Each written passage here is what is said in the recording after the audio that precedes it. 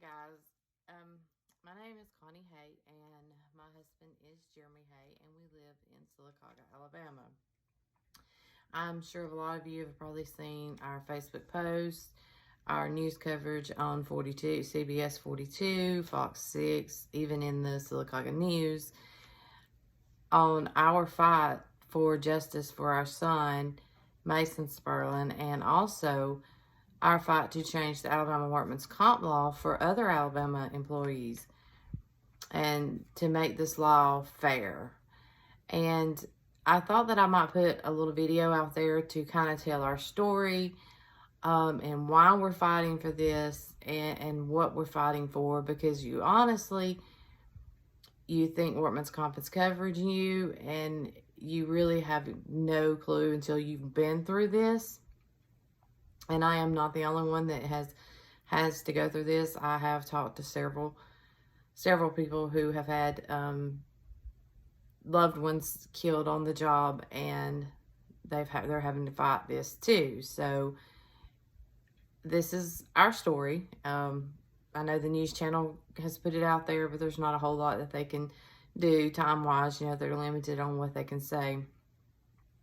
And how much they can put inside one coverage. Also, if this might be a little bit long, if you hear paper rattling, it's because I've got a few notes and things here to show you. And if I get emotional, I'm sorry. I will try my best to push through this, because it's a daily struggle with everything. It's a daily struggle with everything that's going on and with this company. So I will start out by telling our story. Okay, this is what happened, and I do have some photos that I'm going to show. So our son, Mason Spurlin, he was 20 years old, and he started working for J&M Tank Lines in Sylacauga, Alabama, and that was in July of 2019. He was what they call a tank washer, where he would go down into the tank in between loads and wash them out. And on September the 3rd, 2019, Mason left here to go to work, and not knowing that that was the last time that we would ever see him.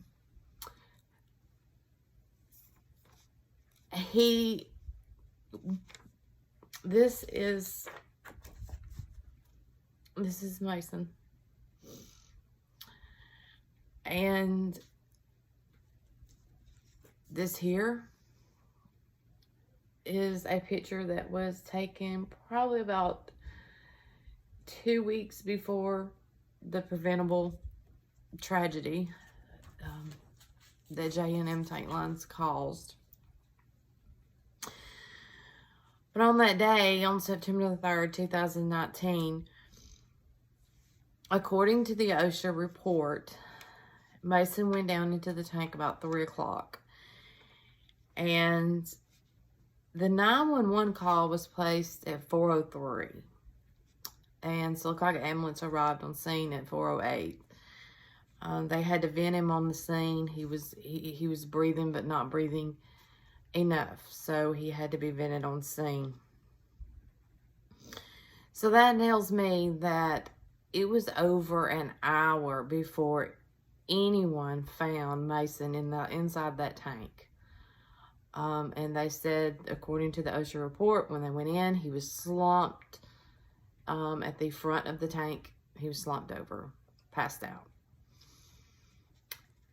So they transported him to Coosa Valley Medical Center, where, you know, the doctors had no idea where to start to treat him. They didn't know what he had inhaled. His lungs were scorched. That's just what the doctors kept telling me. You know, his lungs are scorched. There's something wrong. This baby's sick.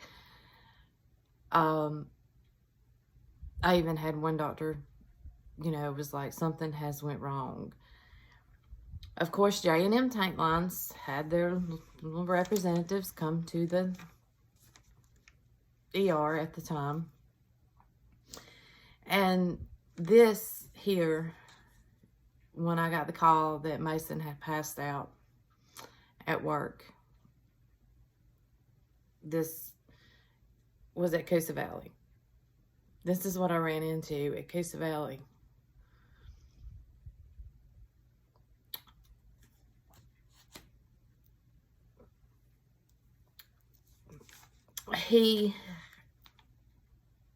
I kept asking the J&M workers there, I kept asking when they showed up, you know, what was in the tank? What was in the tank? They couldn't answer. And by the way, when I got the phone call, J&M Tank Lines had no record of who to get in touch with to even call when this accident happened. They had no records. There was no record of what was in the tank. I still to this day don't know what was in the tank. And I remember telling the guy at Coosa Valley, Dave Edmondson, he's the vice president of safety for J&M Tank Lines in Sylacauga. I remember telling him, they're pulling pink frothy stuff off my baby's lungs. Something has went wrong. What's happened? I don't know. It's not our chemicals, they said. Okay, well, something scorched my son's lungs. Something has prevented him, and he's passed out, and he can't even respond to, he can't talk to me. You know, you don't know what's wrong. And actually, according to the OSHA report, Dave Edmondson, I have a statement here from the OSHA report. He stated that he was unaware of permit required confined space evaluation conducted prior to September 3rd, 2019, and had not performed an evaluation at that site since he started in June of 2018. And so back to Mason, Coosa Valley, you know, they didn't know what to do. Of course, they're not, you know, like a trauma unit, so they send him to UAB. We get to UAB about 10 o'clock that night. And they were puzzled too. You know, the doctors had no idea what was going on. They didn't know what chemical, because J&M couldn't tell them. Nobody could tell them. We didn't know. They ran all the tests they knew to run. But before the results even came back, Mason passed away September the 4th at 3:54 a.m. Still with no answers. No answers as to what caused it. I did ask one of the J&M, actually it was Dave. I asked him, I said, at the hospital, was he wearing a respirator? Was he wearing protective gear? And his words to me was, he was holding an MSDS sheet in his hand, and he said, MSDS does not require that we do that. Okay. But OSHA does.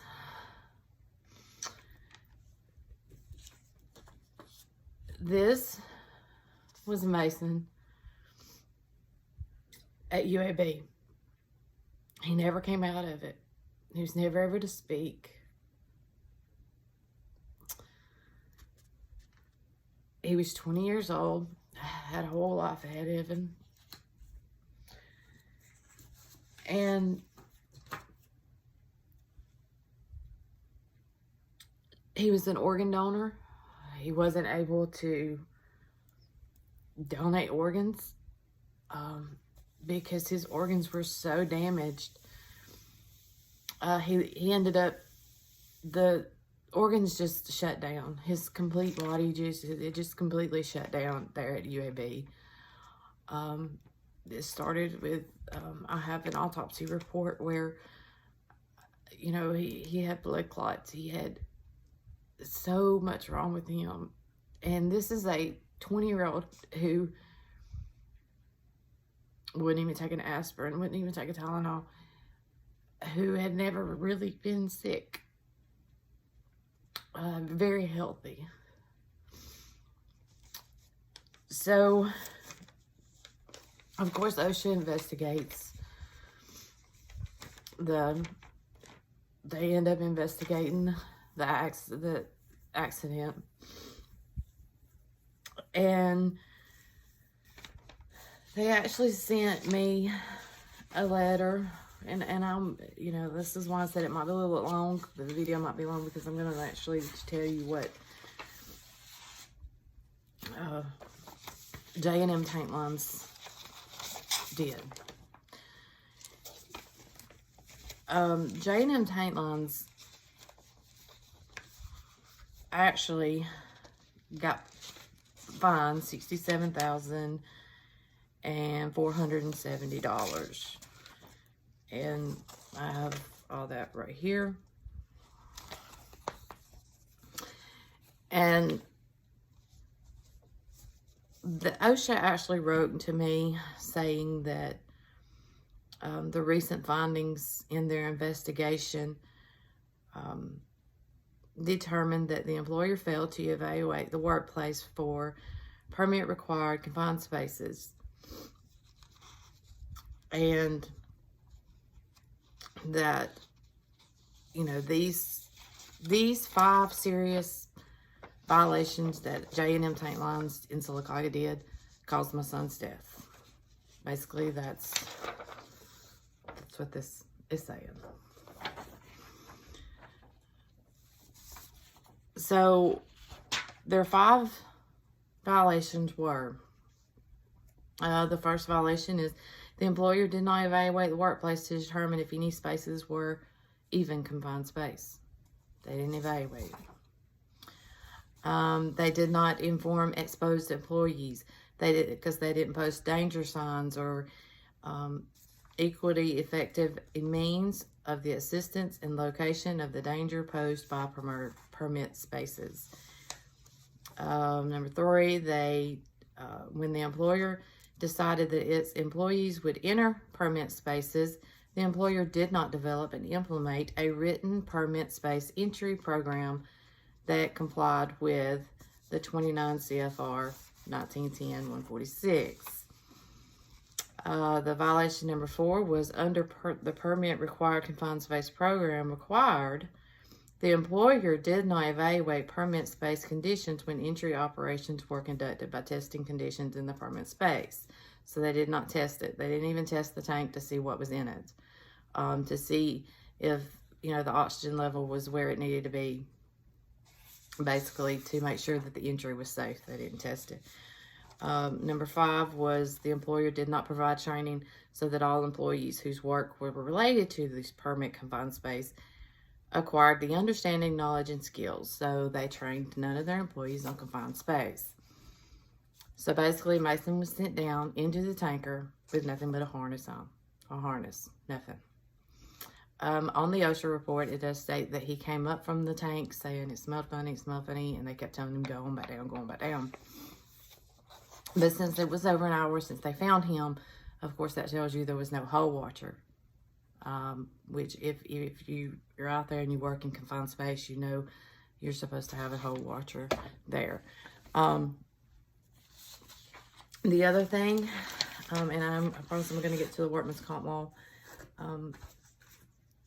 Here's a couple more pictures because by September the 8th, my light's going to go to glare, but this is where we were on September the 8th.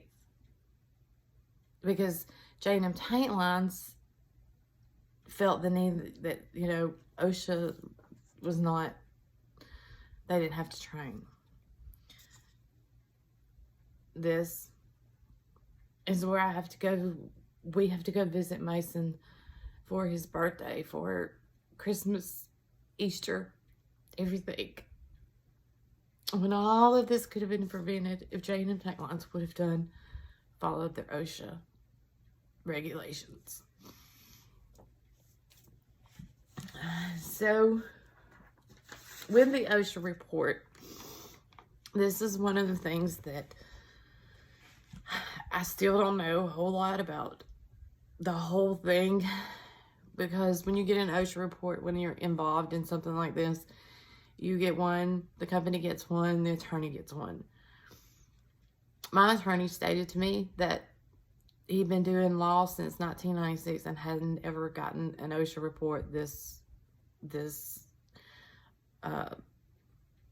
what they call redacted. And if you don't know what that means, it's just blacked out. So I wasn't able to print all that off, but that big OSHA report contains interviews with all the employees. It contains everything that OSHA ever did throughout the whole entire investigation over the months. And it's like a 975 page report that we got. Over 75% of it was blacked out. Here's an example. That's what they did. Because of the FOIA Act, OSHA allows J&M Tank Lines or any other company, when they send out reports, to black out what they don't want us to see. So the chemical that was in that tank, it was blacked out. My attorney said normally when they black stuff out, it's just like phone numbers, you know, birthdays, personal information, social security numbers, stuff like that, emails. Not this one. They blacked out a lot. And this is just one page. I mean, I really couldn't print the whole thing because it was, there's really not much on there besides what I know. But this is the reason we're fighting for this change. Workman's comp, your Alabama workman's comp law, and you can look it up. I do have a copy of that. But it states that if a company is covered by them, then they have immunity and cannot be held liable. Now, we are fighting and wanting to change this immunity law. We don't want to take away complete immunity from the employer, but chip away from that immunity so that if an employer breaks federal or state law, you know, such as these OSHA safety regulations or any kind of OSHA, that's federal law. I mean, you broke it, but you can't be held liable. And that needs to be changed in Alabama. And so, according to workman's comp, Mason not being married, not having a dependent, because he didn't have that chance. $7,500 is what workman's comp would pay. Now, it's the whole principle of the thing.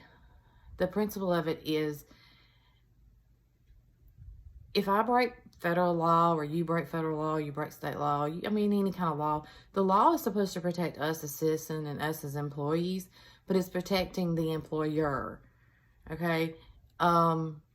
They can break federal law and they don't have to be held liable for it. They don't have to pay fines, be on probation, go to jail, nothing like that. But, of course, we do. If we do it, we go probation, fines, jail, whatever. We're going to court. And so I'm not wanting to take away the full Alabama immunity.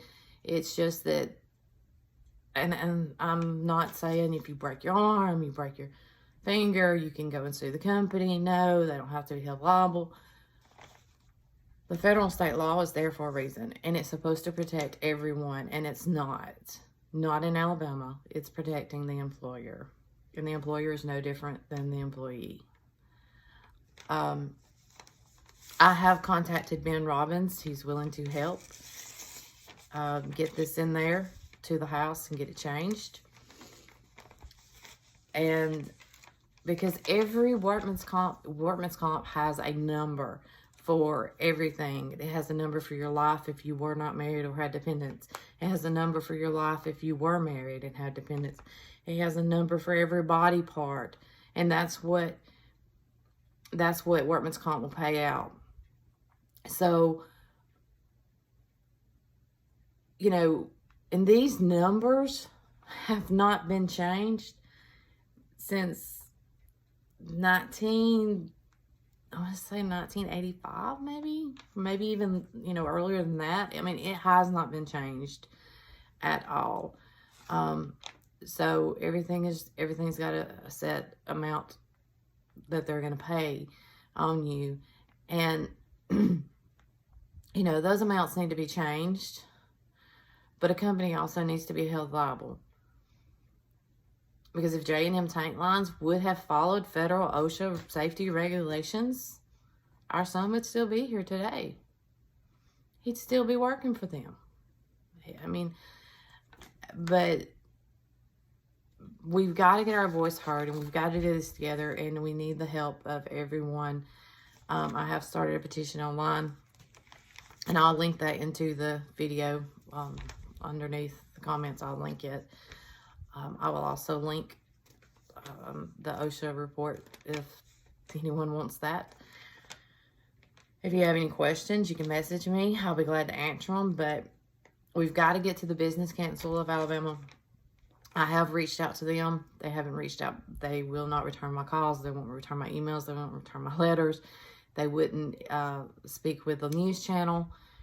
So I've spoke with Ben Robbins, who is our representative here in our District 33. So if you're in Sylacauga, Ben Robbins is who you need to contact, you know, and say, hey, I've heard about this law change that we need to make, and I want to put my voice in. I want to put my opinion in. If you agree with it, let's call them up. Let's get a meeting. Let's do something to get this thing started and changed and chipped away from this immunity law, so that the employee is actually protected, not the employer, the employee. And I've also spoke with Jim McClendon. He's one of our legislators, and I spoke with Tommy Tuberville. I spoke with the governor, Kay Ivey. You know, but the representative, your local representative, and your business council is who the two main people that is going to help us get this change, along with your voice. And together, you know, y'all, we can make a difference if we can just get our voice out there, get it heard, because so many people are having to go through this. My attorney has told me he has had to tell thousands of people in Alabama, there's nothing I can do, because Alabama is protecting them. Alabama's protecting that employer, and that's fine. They can have protection, but to a certain extent. So, like I said, I will post the link to the petition in the comments. Also, I do appreciate all of the shares that we're getting on Facebook. You know, if you share our post, I really appreciate that. I've actually been blocked from J&M's